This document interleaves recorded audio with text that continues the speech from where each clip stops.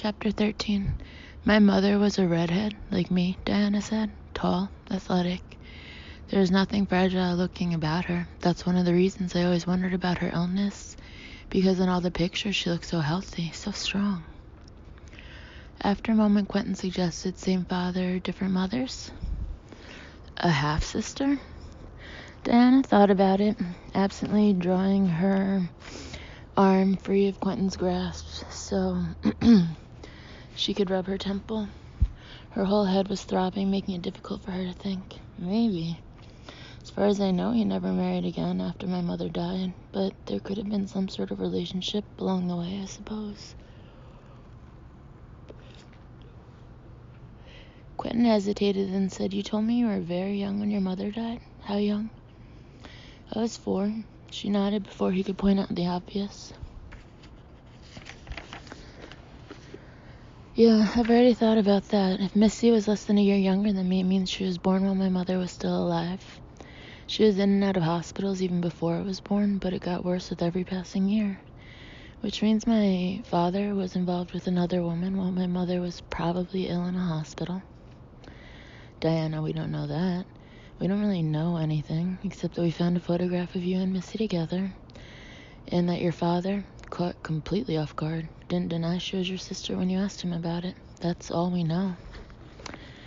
"You sound like a lawyer," she murmured. "I am a lawyer, technically, and I'm a cop. Look, all I'm saying is that we can't assume anything. If there's one thing I've learned in my life, it's that any situation is always more complicated than it looks at first. Always." Diana felt as well as heard the thunder rolling down from the mountains and rubbed her temple harder, wishing the pounding would stop and wondering why his voice sounded distant all of a sudden. "We probably won't have to assume for long," she said. "If I know my father, he'll be here by Sunday evening, Monday at the latest." "Are you okay with that?" "I don't have much choice, do I? It's a public hotel." "It's not what I meant." She knew that. "If I have to face him, it might as well be here, and might as well be now. I want the truth. I'm tired of not remembering, not knowing." "You'll get there. We'll get there." "Yeah." She looked away from him finally to stare at the photo in her hand, still rubbing her pounding temple. "In the meantime, I feel like I'm in the middle of a bad soap opera plot without a rudder. Sisters separated in childhood, one of them murdered, and now a restless ghost. A mother who died in a mental hospital, a lying, cheating father, an old Victorian hotel where ghosts walk, and an FBI agent who believes I can somehow make sense of it all." "I do believe that." Thunder rumbled and boomed loudly now, and lightning flashed. The photo blurred a little and then cleared, and Diana caught her breath as she could have sworn that image of Missy, took her hand off the dog and held it out as though beckoning to the person holding the camera, or to her older sister looking in. "Diana." Before he could touch her, she flinched away from the movement she felt more than saw, murmuring, "No, don't." She didn't take her eyes off the picture. "What is it?" he demanded, his voice strained. "Don't let him touch you. Not now. Not this time." The voice was too familiar, its urgency too real, for Diana to be able to disobey. And without even considering the matter, she heard herself tell Quentin tensely, "Don't touch me. There's something I have to. Just don't touch me. Wait."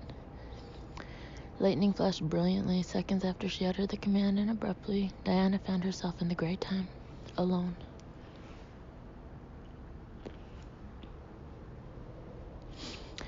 Ellie Weeks hadn't believed she could be more nervous than she had been making that phone call, but with everything happening in and around the lodge, she was convinced she'd jump out of her skin if somebody so much as said boo in her general vicinity. Of course, being watched like a hawk by that old bat, Mrs. Kincaid, was enough to make anybody jittery, and she expected that pregnancy hormones could account for the rest, but still. She was beginning to think getting kicked out of this place might not be such a bad thing, assuming she had someplace else to go, of course. She checked her cell phone for the 10th time, just to make sure she had a strong signal and hadn't missed a call. And like the other 9 times, the indicator promised a strong signal and no missed calls. "Shit," she murmured softly. "Ellie!" She jumped and then turned to face Mrs. Kincaid, knowing she looked guilty as hell, but unable to do anything about it. As unobtrusively as possible, she slipped the cell phone back into the pocket of her uniform. None of the staff was supposed to carry their phones on duty. Yes, ma'am. I thought I asked you to get the orchid room ready. We have a very important guest arriving tomorrow. There were always very important guests checking in, Ellie thought, but her mild curiosity as to who might be checking in became something else as she wondered suddenly whether this guest might be the result of her phone call. Could he have gotten here so fast? Would he? Yes, ma'am. She tried to keep the hope out of her voice, asking as casually as possible. A returning guest, ma'am? Mrs. Kincaid frowned at her. Quickly, Ellie said, I just wondered if it was somebody we knew liked a certain kind of soap or extra towels or something like that. Still frowning, the housekeeper said, as a matter of fact, it is a returning guest. Check your worksheet, for heaven's sake, Ellie. His preferences are noted, as always.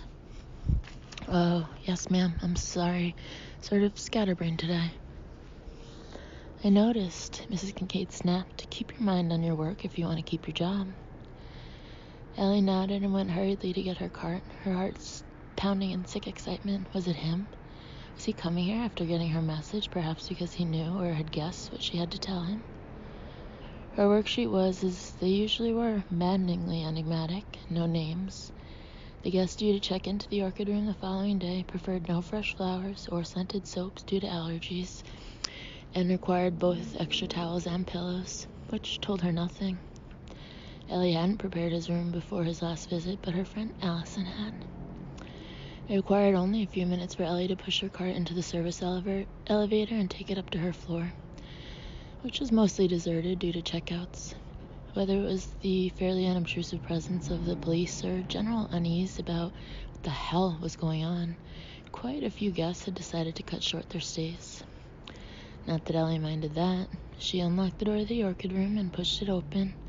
Forgetting in her haste the automatic knock first even if you know the room is empty rule drummed into them all by Mrs. Kincaid. At the lodge, privacy and discretion were guaranteed.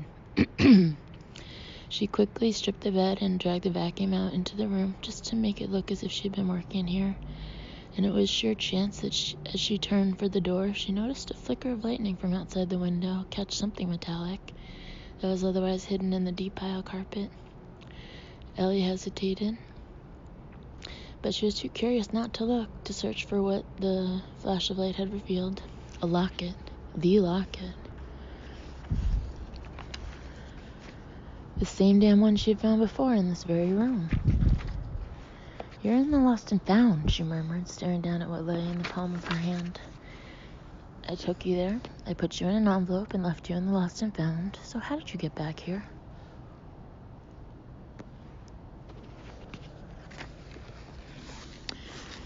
It was a puzzle and baffling, but Ellie had more important things on her mind at the moment and was easily able to shrug it off for now. She slid the locket into the pocket of her uniform, disobeying yet another Mrs. Kincaid's iron rules because she didn't have time to stop and do the envelope thing. Besides, it apparently hadn't worked the last time. She checked the empty and very quiet hallway, then went in search of her friend. Despite the earlier flash of lightning, Ellie was only vaguely aware that another storm was crackling and groaning outside. She'd been here long enough to be familiar with the way spring storms rolled down from the mountains, and since she didn't have to be out in this one, she didn't pay attention to the increasing violence in the sounds. Where was Allison working today? Hadn't she said something about the North Wing? Yes, because she'd been unhappy about the assignment. She was one member of the staff who was easily spooked and was convinced the lodge was haunted, particularly that wing. Ellie had never shared that conviction, largely because she was singularly uninterested in ghosts. Even if they existed, they were dead, so why worry about them? One as if a ghost could hurt anybody after all. Still, as she slipped through corridors and crept up stairways, Ellie was conscious of a weird impulse to look back over her shoulder. She'd rarely seen the lodge so seemingly deserted. Maybe that was it. Or maybe it was just because she was unusually jumpy today, unusually anxious. Those pregnancy hormones, probably. She had searched 2 floors of the North Wing without success. Not that she knocked on every door, of course. She was just looking for Allison's cart. But it was nowhere to be seen, and by the time Ellie climbed yet another set of stairs, She was getting as weary as she was impatient. She got tired so easily these days, damn it. And that hardly boded well for her ability to hide her condition from the eagle eyes of Mrs. Kincaid. He has to come, she murmured, as she rounded another corner. He has to. Who has to? Almost jumping out of her skin, Allie stared at someone else who wasn't supposed to be here. Just talking to myself, she said hastily. And before that could be questioned, added, what are you doing up here? Waiting for you, he said. Diana looked around the still, silent lounge, vaguely interested, as always, in the peculiarity of this. The strong Victorian colors were gone, the patterns of fabric and wallpaper muted and blurred now. No lightning flashed outside the blank, silvery sheen of the windows, no thunder rumbled, everything was gray and silent and cold. Diana knew Quentin was still sitting beside her, but when she turned her head, he wasn't there. And for a moment she felt a rush of terror as she wondered if she would be able this time to find her way out of the gray time.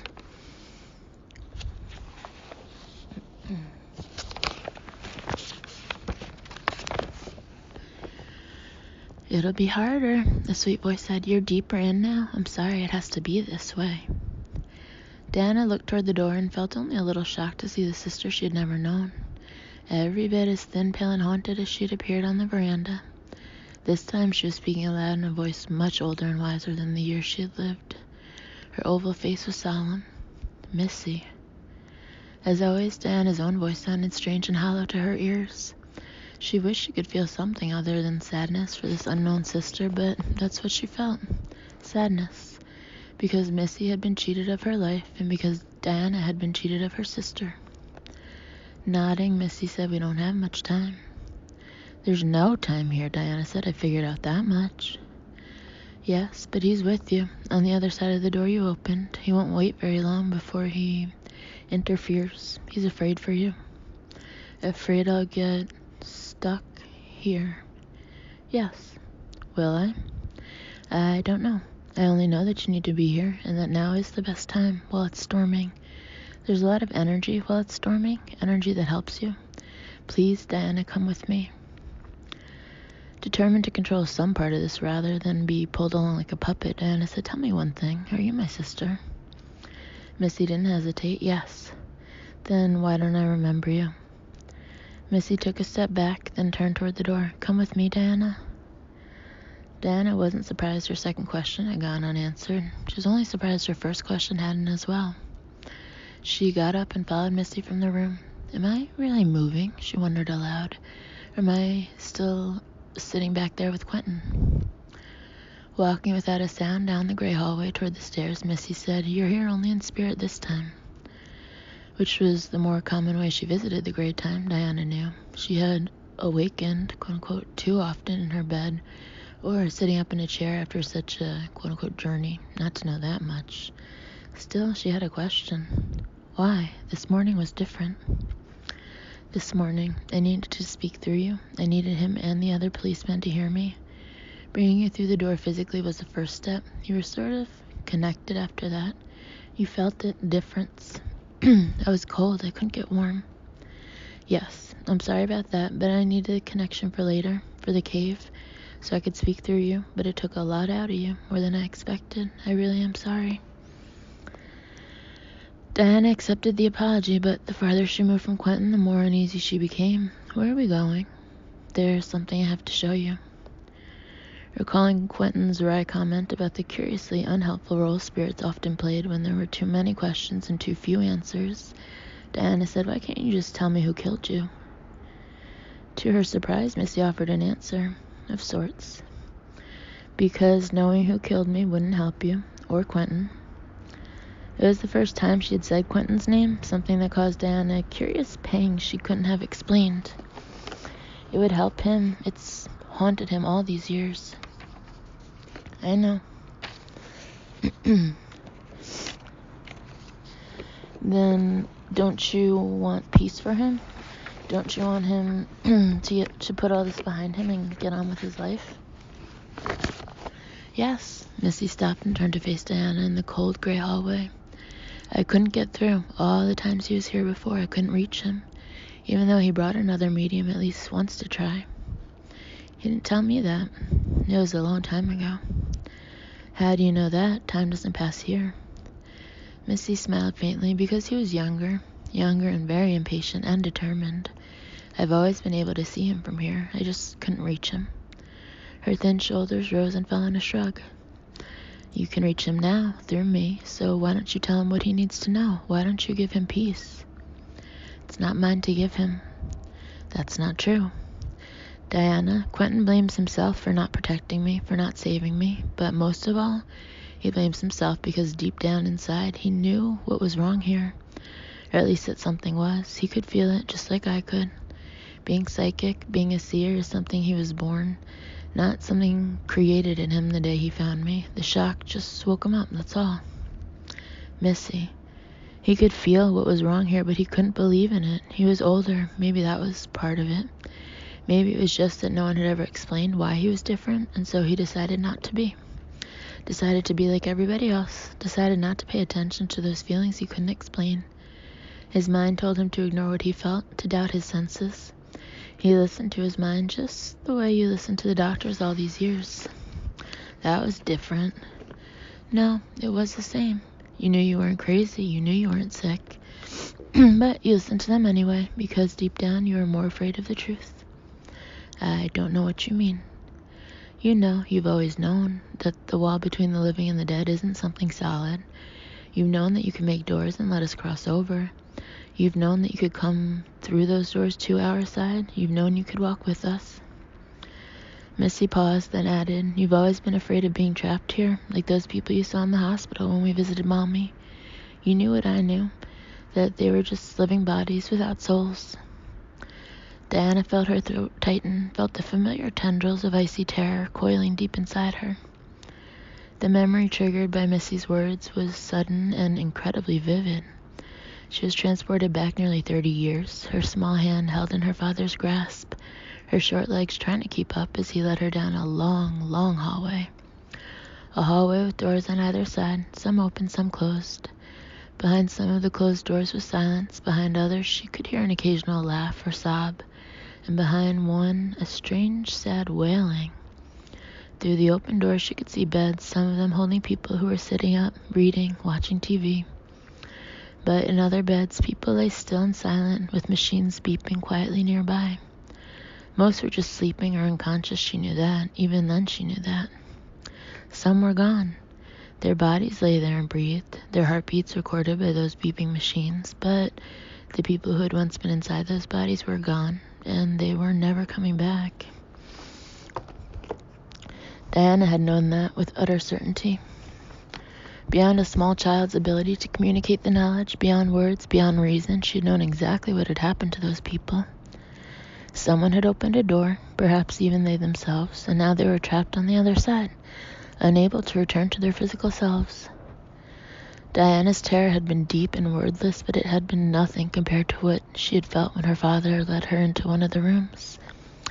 When she saw her mother lying still and silent in a bed, when she heard the machines beeping quietly, when she understood. Diana?